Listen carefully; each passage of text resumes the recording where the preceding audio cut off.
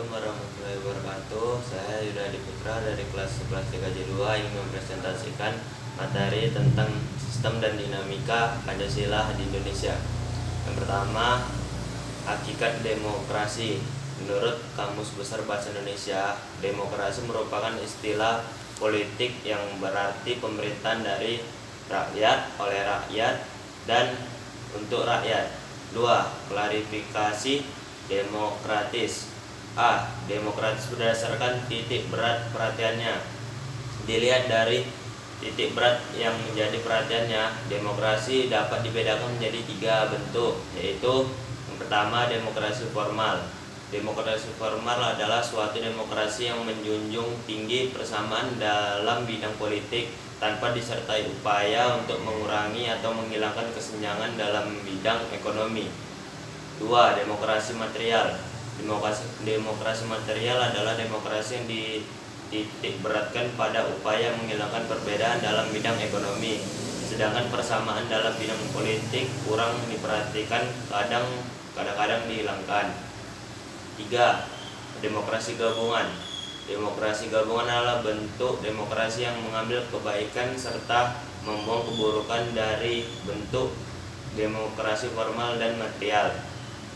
B. Demokrasi berdasarkan ideologi.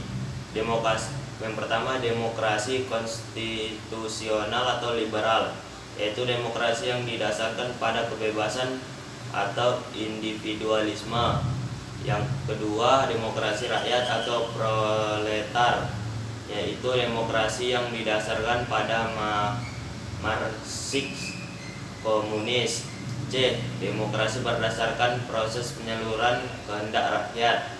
Yang pertama, demokrasi langsung, yaitu demokrasi yang mengikut sertakan setiap warga negaranya dalam permusyawaratan untuk menentukan kebijakan umum. 2. Demokrasi tidak langsung, yaitu demokrasi yang dilaksanakan melalui sistem perwakilan. B. Dinamika penerapan demokrasi Pancasila. 1. Prinsip-prinsip demokrasi di Indonesia. Yang pertama, demokrasi yang berketuhanan yang Maha Esa. Kedua, demokrasi dengan kecerdasan. Ketiga, demokrasi yang berkedaulatan rakyat. Yang keempat, demokrasi dengan rule of law. Yang kelima, demokrasi dengan pemisahan kekuasaan negara. Yang keenam, demokrasi dengan hak asasi manusia. Yang ketujuh, demokrasi dengan pengadilan yang merdeka.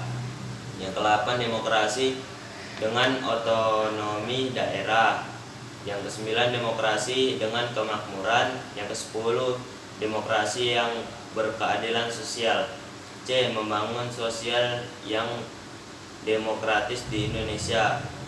Kehidupan yang demokratis di Indonesia. 1. Pentingnya kehidupan demokratis. Yang pertama, persamaan kedudukan di muka hukum. Kedua, partisipasi dalam pembuatan keputusan.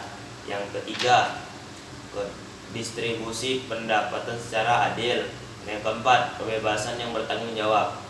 2. Perilaku yang mendukung tegaknya nilai-nilai demokrasi. Yang pertama, membiasakan diri untuk berbuat sesuai dengan aturan main atau hukum yang berlaku. Yang kedua, membiasakan diri untuk bertindak demokratis dalam segala hal. Yang ketiga, untuk membiasakan diri untuk menyelesaikan persoalan dengan musyawarah. Yang keempat, selalu menggunakan akal sehat dan hati nurani dalam musyawarah. Yang kelima, menuntut hak setelah melaksanakan kewajiban. Sekian presentasi dari saya. Assalamualaikum warahmatullahi wabarakatuh.